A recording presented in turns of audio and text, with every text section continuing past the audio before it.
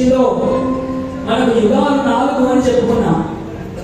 కృతయుగము, కృతయుగంలో మానవులందరూ ధర్మపరాయణులై ఉండి సత్యవాద పరిపాలనలో ఉన్నారు. అందుకని ధర్మానికి 4 పాదాలు. తర్వాత వచ్చినటువంటిది త్రేతాయుగము, ధర్మానికి ఒక కాలు తీసివేయబడింది. ఇలా మారిపోయింది అంటే భగవంతుడిని నిందించడం మొదలు పెట్టారు. సాకలి నింద చేయలేదా రామచంద్రుడిని? భగవంతుడిని నింద చేయడం మొదలు పెట్టారు త్రేతాయుగం. మూడవది ద్వాపర యుగము. ఈ ద్వాపర యుగంలో రాజులు బాగా మదమెక్కి రాజ్యముల కొరకు పోట్లాడుతున్నారట. ఈ రాజ్యం నాదంటే నాదని కురుపాండవులు, అందుకనే కదా యుద్ధం జరిగింది. నాదంటే నాదని పారిపదలన్నీ పెరిగిపోయాయి. అలా పెరగడం వల్ల భూమి మీద మొత్తం పాపభారమే నిండిపోయిందట. ఎటు చూసినా అసత్యములు, ఎటు చూసినా కూడా ధర్మహీనులే ఈ కాలంలో ఉన్నారట. అందుకనే ధర్మానికి 2 పాదములు, ధర్మానికి 2 పాదాలే ఉన్నాయట. క్షత్రియులందరూ ధర్మాన్ని కప్పారట. వాళ్ళందరూ వాళ్ళ స్వార్థం కొరకు మాత్రమే పరిపాలన చేస్తూ ఉన్నారట. అలా భూమాతను ఖండ ఖండాలుగా ఈ జాగ నాదంటే నాదని, ఈ స్థలం ఇంతవరకు నాదని భూమిని ఖండ ఖండాలుగా ముక్కలు ముక్కలు చేసి వాటి భూమిని పంచుకుంటూ ఉన్నారు. ఇలా పంచుకుంటూ ఉంటే భూమాతకు ఎక్కడ లేని భారం కలిగి భూమాత బ్రహ్మదేవుడి దగ్గరికి వెళ్ళిందట. వెళ్ళి హే బ్రహ్మన్ బ్రహ్మదేవా, లోకంలో క్షత్రియ రాజులందరూ కూడా నన్ను ముక్కలు ముక్కలు చేసి బాగా హింసిస్తున్నారు, నా కోసం యుద్ధాలు చేస్తూ ఉన్నారు, నన్ను బాగా హింసిస్తూ ఉన్నారు అని బ్రహ్మదేవుడితో మహాదేవునితో మొరబెట్టుకున్నది ఈ భూమాత. ఎప్పుడైతే భూమాత మొరబెట్టుకున్నదో బ్రహ్మాది దేవగణములందరూ కలిసి శ్రీమన్నారాయణుడు వైకుంఠానికి వెళ్ళారు. వైకుంఠధాముడైనటువంటి శ్రీమన్నారాయణుడు వైకుంఠంలో సమాధి స్థితిలో ఉంటే బ్రహ్మాది దేవతలందరూ తపస్సు చేత వైకుంఠ ద్వారం ముందు కూర్చున్నారట. శ్రీమన్నారాయణుడి వాళ్ళందరూ కూడా వేడుకుంటూ ఉన్నారట. అలా వేడుకుంటూ ఉంటే బ్రహ్మగారు సమాధి స్థితిలో ఉండగా బ్రహ్మదేవుడి చెవులో నారాయణుడి యొక్క వాక్కులన్నీ వినిపించాయట. వినిపించగానే బ్రహ్మదేవుడు నారాయణుడికి నమస్కారం చేశాడు. చేసి దేవగణాలందరితో బ్రహ్మదేవుడు అంటున్నట, వైకుంఠ నారాయణుడు, దేవులారా ఆ వైకుంఠ నారాయణుడు నా చెవిలో అనేకమైనటువంటి మాటలు చెప్పి ఉన్నారు. అవన్నీ ఇప్పుడు నేను మీకు చెబుతాను వినండి. మరికొద్ది రోజులలో ఈ భూమాత యొక్క భారము తగ్గించడానికి పరమాత్మ మానవ రూపంలో భూమి మీద ఉద్భవించబోతూ ఉన్నాడు. వసుదేవుడి ఇంట్లో కృష్ణుడు అన్న పేరుతో పుట్టబోతూ ఉన్నాడు. కాబట్టి అక్కడి నుండి ఆ పరమాత్మ నందుడి గృహానికి చేరబడతాడు. ఎప్పుడైతే కృష్ణుడు భూలోకంలో పుడతాడో మీరంతా కూడా ఆ కృష్ణుడికి బంధుమిత్రులై జన్మించుడి. దేవతలారా, వాడి కంటే ముందే మీరందరూ యాదవులుగా ఆ యొక్క నందుడిగా యాదవ వంశంలో ఉండండి అని దేవతలందరికీ బ్రహ్మదేవుడు ఆజ్ఞాపించాడట. మీ తర్వాత పరమాత్మ ఒక శుభముహూర్తంలో ఇదే వంశంలో పుట్టబోతున్నాడు అన్న మాట విష్ణుమూర్తి తనకు చెప్పాడని బ్రహ్మదేవుడు మిగిలిన వాళ్ళందరికీ చెప్పాడట. అంతేకాదు ఆదిశేషుడి అంశ, ఆదిశేషుడి యొక్క అంశ బలరాముడిగా ఈ లోకంలో రాబోతూ ఉన్నది. కాబట్టి దేవతారా, మీరందరూ తొందరపడి యాదవ కులంలో మీరందరూ పుట్టండి.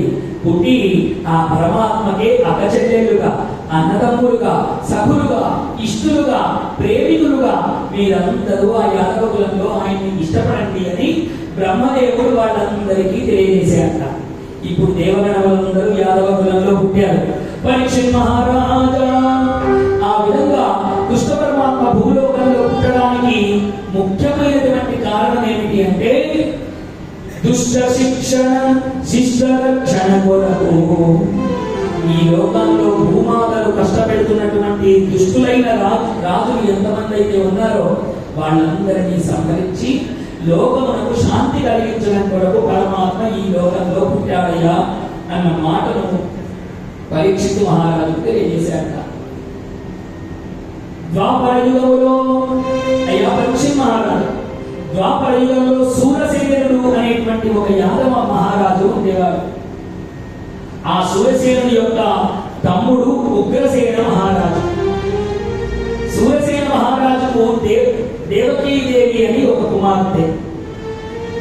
ఈ ఉగ్రసేనుడి యొక్క కొడుకు కంసుడు. అంటే వీళ్ళిద్దరు స్వయాన అన్నదమ్ములు, అన్నా చెల్లెలు కాకపోయినా పిన తండ్రి అన్నా చెల్లెలు అవుతారు. అలా సూరసేన మహారాజు అద్భుతంగా మధురా నగరాన్ని పరిపాలిస్తూ ఉన్నాడు. దేవకీదేవిని వసుదేవుడికి ఇచ్చి వివాహం చేశాడు. ఎప్పుడైతే వివాహం జరిగిందో అద్భుతమైనటువంటి ఓ బంగారు రథాన్ని ఏర్పాటు చేశాడు. అమ్మాయిని అప్పగింతలు చేస్తూ ఉన్నారు. రథసారథి బంగారు రథం మీద ఎక్కాడు. తోలపోతూ ఉంటే అత్యంత ప్రేమ కలిగినటువంటి కంసుడు దేవకీదేవి అంటే బాగా ప్రేమ. ఆ ప్రేమతో తనే స్వయంగా రథం నడుపుతానని ఇప్పుడు సారథ్యం వహించడానికి ఆ రథం పైన ఎక్కాడు. ఎక్కి ఇప్పుడు రథము బయలుదేరుతోంది. ఆ దేవకీదేవి వసుదేవులు ఉన్నటువంటి రథము బయలుదేరుతోంది. కంసుడు నడుపుతూ ఉన్నాడు.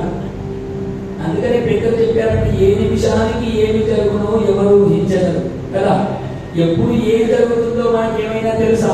వీడు రథం నడుపుతూ ఉంటే ఆకాశవాణి రూపమున పరమాత్మ చెప్తూ ఉన్నట్ట, నువ్వేం చేస్తున్నావో నీకు తెలుస్తుందా? నీవు నడుపుతున్న రథంలో కూర్చున్నటువంటి దేవకీ దేవి గర్భమున అష్టమ గర్భతుడు నీ మృత్యువు అన్నట్ట. 8వ సంతానంగా ఎవరైతే పుడతారో వాడు నిన్ను చంపేటువంటి మృత్యువు. మూర్ఖ కంస, నువ్వు నీ మృత్యువునే రథంలో నడుపుతున్నావురా అన్నట్టు. అనగానే కంసుడికి అప్పటి వరకు చెల్లి చెల్లి చెల్లి అన్న ప్రేమ ఉన్న వాడు ఒక్కడేసారి రథం మీద నుండి దిగి జుట్టు పట్టుకొని దేవకీదేవిని కిందికి లాగేశాడు. వసుదేవుడికి ఏం తెలియడం లేదు. ఇప్పటి వరకు బాబా చెల్లి అని వెంటబడ్డ వీడు ఇలా హఠాత్తుగా చేసే పరిణామానికి ఒకేసారి నివ్వెరపోయాక ఇదేమిటి బాబా అని అడిగే లోపలనే దేవకీదేవిని కింద పడేశాడు. అలా పారేయగానే నన్ను చంపే పిల్లలను కంటావా అని దేవకీదేవిని హింసిస్తూ ఉంటే, బాబా నీ చెల్లి నిన్ను ఏమీ అనలేదు కదా, కాబట్టి నా ధర్మపత్నిని వదిలిపెట్టు. ఆమె కడుపున పుట్టిన పిల్లలతో కదా నీకు ఆపద, కాబట్టి పుట్టిన వాళ్ళను పుట్టినట్టుగా నీకు అప్పచెప్తానయ్యా, మా ఇద్దరినైతే విడిచిపెట్టు అన్నాడు. అనగానే కంసుడు ఇదేదో బాగుందని అనుకున్నాడు. వెంటనే ఇప్పుడు వీళ్ళతో నాకు ఎలాంటి ఆపద లేదు కదా అని వాళ్ళిద్దరిని విడిచిపెట్టేశాడు. అలా విడిచిపెట్టగానే దేవకీ వసుదేవులు ఇద్దరు ఇల్లు చేశారు. క్షణం ఒక యుగంగా గడిచింది. కాలగమనం పొందుతూ ఉంటే దేవకీదేవి ప్రథమ సంతానాన్ని పొందింది. ఎప్పుడైతే ప్రథమ సంతానం పొందిందో ఆ పుట్టినటువంటి మగ బిడ్డను తీసుకొని ఈ వసుదేవుడు కంసుడి దగ్గరికి వెళ్ళాడు. అయ్యా కంస, నీకు ఇచ్చిన మాట ప్రకారం ఇదిగో ఈ బిడ్డను తీసుకొని వచ్చా, నీ ఇష్టం ఉన్నది చేసుకో అన్నాడు. అనగానే అప్పటికి కాలము బలీయమైనటువంటిది కాబట్టి కాల గమనంలో వాడి కోపం కూడా తగ్గిపోయింది. అదేమిటి బాబా, వీడు కాదు కదా, 8వ పిల్లవాడు కదా, నాకు వీడితో ఏం పనయ్యా, ఏం అవసరం లేదు, నీ పిల్లవాడిని నువ్వే ఉంచుకో అన్నాడు. అనగానే వసుదేవుడి మనసులో ఆనందం కలిగింది. కానీ కంసుడి గుణము తెలిసిన వీడు ఎప్పుడు ఏమి జరుగుతుందో తెలియదు. అలా ఈ యొక్క దేవకీదేవి పుట్టినటువంటి పిల్లలు కాలగమనంలో ఒకరి తర్వాత ఒకరు ఒకరి తర్వాత ఒకరు ఒకరి తర్వాత ఒకరు 6 సంతానము కలిగారట దేవకీదేవికి. వసుదేవుడికి ఒక పక్క ఆనందం ఉన్నా ఏం జరుగుతుందో, ఏ కాలంలో ఏమవుతుందో, ఏ ఉత్పాదం వస్తుందో అని భయపడుతూనే ఉన్నాడు. అలా ఆ భయము నారదుని రూపమున వచ్చే, నారదుని రూపంలో రానే వచ్చేది. అంటే నారదుడు వచ్చాడు అంటే ఇంకా లోక కళ్యాణము ప్రారంభమైనట్టే లెక్క. ఆ నారదుడు ఎప్పుడైతే వచ్చాడో ఎవరి దగ్గరికి వచ్చాడండి? కంసుడి దగ్గరికి వచ్చాడు. కంసుడి దగ్గరికి వచ్చి, కంస అంతా యోగక్షేమమేనా అని అడిగితే వాడు నమ్ముతూ, అంత బాగుందయ్యా నారదా, నీకు నమస్కారం అని అర్ఘ్యమాధ్యాదులన్నీ ఇచ్చాడు, కూర్చోబెట్టాడు. నిన్ను చూస్తూ ఉంటే బాగా ఆనందంగా ఉన్నట్టున్నావు కంస, కానీ నీకు తెలియనటువంటి ఒక దేవ రహస్యం ఒకటి నీకు చెప్తాను వినవయ్యా అన్నాడు. ఏమిటా రహస్యము అంటే, మూర్ఖ కంస, నిన్ను చంపడానికి పరమాత్మ రచన చేసి ఉండే ఒక ప్లాన్ ఆల్రెడీ సిద్ధమైపోయిందిరా నిర్వాణ. ఇప్పటికే పరమాత్మ యాదవ కులంలో పుడతాడని బ్రహ్మదేవుడికి చెప్పగా నేను విన్నా. ఆ యాదవ కులంలో దేవతలందరూ ఇప్పటికే పుట్టారు. పరమాత్మ ఇంకా కొద్ది రోజులలో పుడతాడని నాకు తెలిసింది. నువ్వు నీ చెల్లిని బావను అలా విడిచిపెడుతున్నావే, అది సరైనటువంటిది కాదు అని చెప్పాడు. అనగానే కంసుడికి క్రోధం పెరిగిపోయింది. పెరిగిపోయి ఇంకా ఉపేక్షించి లాభం లేదనుకున్నాడు. వెంటనే దేవకి వసుదేవులిద్దరిని బంధించండి అన్నాడు. అనగానే తండ్రి ఊరుకుంటాడా మరి సూరసేనుడు? కంస, నీకు అది ఆడపడుచుగా అలా చేయరాదు అనగానే సూరసేనుడిని కూడా బంధించండి అన్నాడు. అలా సూరసేనుడిని బంధిస్తే తమ్ముడు ఉగ్రసేనుడు ఊరుకుంటాడా? ఉగ్రసేనుడు ఎవరు? కంసుని యొక్క నాన్న. స్వయాన తండ్రిని కూడా బంధించండి అన్నాడు. చూడండి ఎన్ని పాపాలు చేస్తూ ఉన్నాడు. ఇటు పెద్ద తండ్రిని, తన తండ్రిని, చెల్లిని, బావను అందరినీ చెరసాల్లో బంధించేశాక ఈ కంసుడు అంతకు ముందు పుట్టినటువంటి 6 పిల్లలని సంహరణ చేశాడు. దేవకీదేవి యొక్క గర్భానికి గర్భశోకం కలిగి దేవకీదేవి ఏడుస్తూనే ఉన్నది. అలా 6 పిల్లలను సంహరించేశాడు కంసుడు. ఇంకా కాలగమనంలో ఆ చెరసాలలో దేవకీ వసుదేవుడు అందులో ఉంటూ క్షణకల్పంగా గడుపుతూ 7వ గర్భము ధరించే ఆ అమ్మవారు, ఆ దేవకీదేవి 7వ గర్భాన్ని ధరించిందట. ఎప్పుడైతే 7వ గర్భం ధరించిందో ఈ కంసుడు 6 పిల్లలని చంపివేశాడు. తండ్రితో సహా అందరినీ చెరసాలలో వేశాడు. ఇంకా పరమాత్మ ఇంకా లాభం లేదు, నేను ఈ లోకంలో పుట్టవలసిన సమయం ఆసన్నమైందని అనుకున్నాడు. ఆ పరమాత్మ వెంటనే యోగమాయ ఉపాశ్రిత, యోగమాయను పిలిచాట, ఆ అమ్మవారిని పిలిచాట. చూడండి, మనం ఆషాఢ మాసంలో ప్రవేశించాం. నిన్నటి నుండే ఆ అమ్మవారి యొక్క వారాహి నవరాత్రులు ప్రారంభమైంది. ఈ సందర్భంలో ఇవాళ యోగమాయ ఇక్కడ ఉద్భవించడం కూడా మన అందరి అదృష్టము. వారాహి అమ్మవారు అంటే ఇంకా ఆమె పరదేవత. పర అంటే అంతకు మించింది లేదు అని అర్థం. అలాంటి పరదేవత యొక్క నవరాత్రుల ఉత్సవాలు జరుపుకునేటువంటి ఈ రోజులలో మనమందరం ఇవాళ యోగమాయ గురించి తెలుసుకుంటూ ఉన్నాం. కృష్ణ పరమాత్మ ఆయనే పరమాత్మ. ఆయన పుట్టుకకు కారణమైనటువంటిది ఎవరు అంటే యోగమాయ. యోగమాయ లేకపోతే పరమాత్మ పుట్టేవాడే కాదు. అంటే ఒక్కసారి ఆలోచన చేయండి, పరమాత్మ పుట్టుకకు కూడా కారణం అమ్మ. అమ్మ లేకపోతే పరమాత్మ కూడా పుట్టేవాడు కాదు. అమ్మ తత్వము లేకపోతే పరమాత్మ కూడా పుట్టేవాడు కాదు.